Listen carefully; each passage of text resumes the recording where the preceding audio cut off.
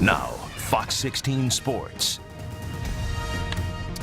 Hey, Wes. Well, I know you said at the beginning of the show we got the whole state covered. If it means anything, on the way down here to Ashdown, I actually crossed over into Texas. So, yeah, we got the state covered here for you. If they ever tell you there's a boring day back there in sports, never. 1-4 Fountain Lake in things. How about that when you got teams such as Glen Rose, 4-1, big win over Jessieville this past week? I'm just saying. Well, this past weekend didn't fare so well for Red Wolf fans. You did snag Freddie Knighton as a commit, though, but the basketball team took it on the chin.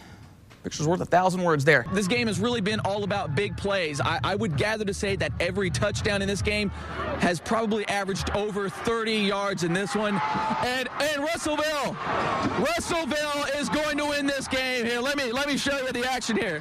Let me show you the action down here. I told you it was all about the big plays, and that one, 79 yards is the official call. And as of right now, there you see it. Russellville looking like they're going to pull this one off. You can almost sense it in the air. About 15 and a half hours away from kickoff here at Jordan-Hare Stadium for the 2014 Razorback football season.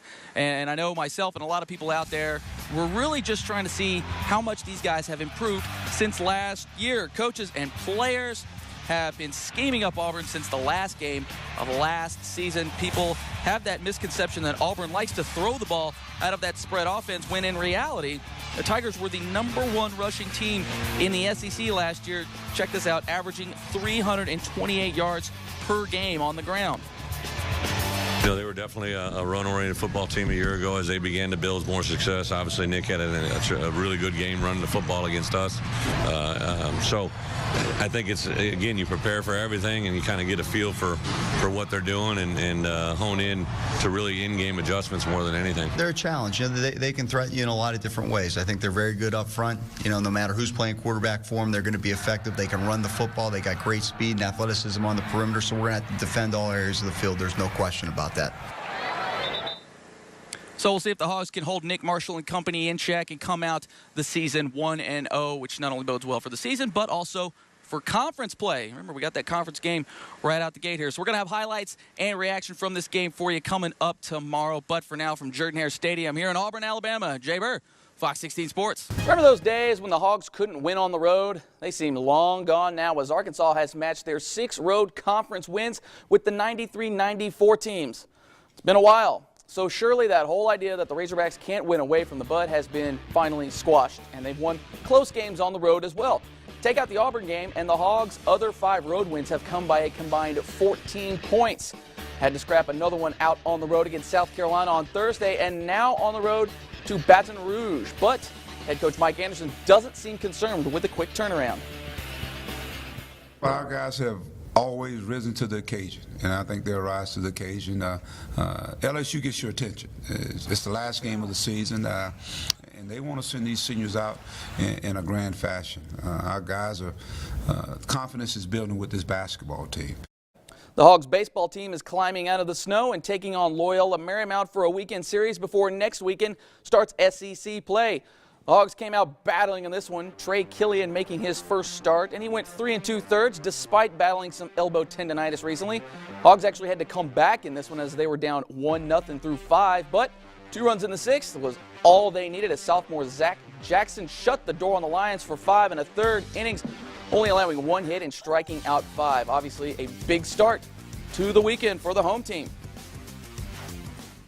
It was huge. Baseball is such a mental game.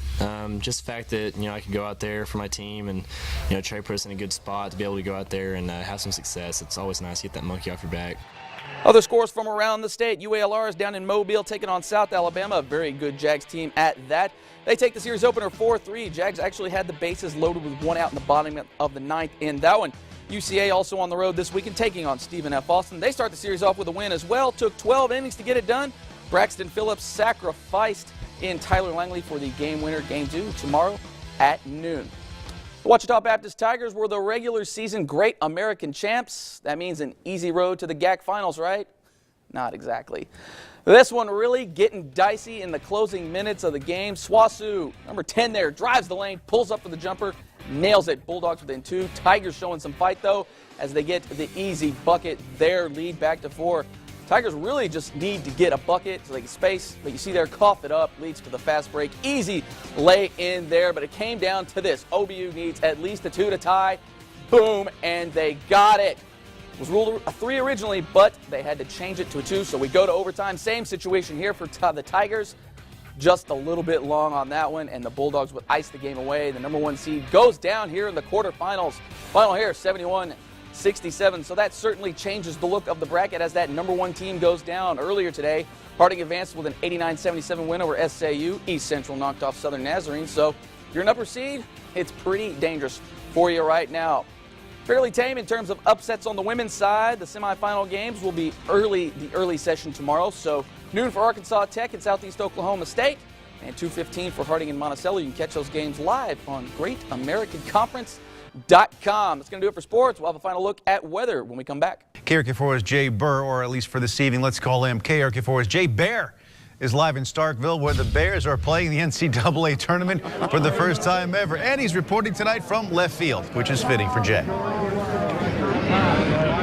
There you go. That's right. We are on the road to Nebraska here following UCA in Starkville, Mississippi in their first NCAA baseball tournament. Now, at 5, we talked about the UCA Bears fans, their excitement about being in this tournament for the first time.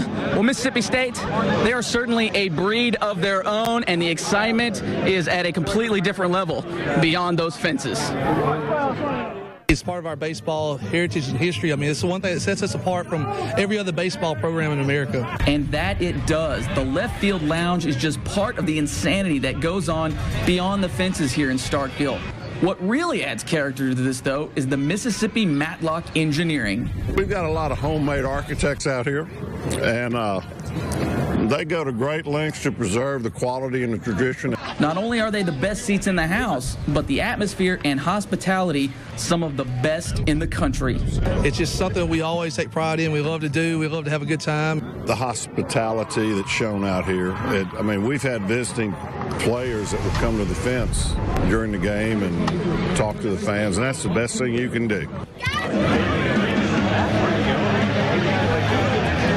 And certainly that hospitality has been extended to us. They have taken care of us out here. Already had some chicken wings, a little pork tenderloin. Real good stuff out here. First pitch set for about 40 minutes coming up at 7 o'clock. Coming up tonight, we're going to have highlights of that game. Maybe they can pull it off. Remember, UCA took 2 of 3 from Mississippi State in this stadium earlier this year. That was in March, but we're going to have a lot more coming up for you this weekend here in Starkville, Mississippi. But for now, from Starkville, Mississippi, jbir, KRK4 News.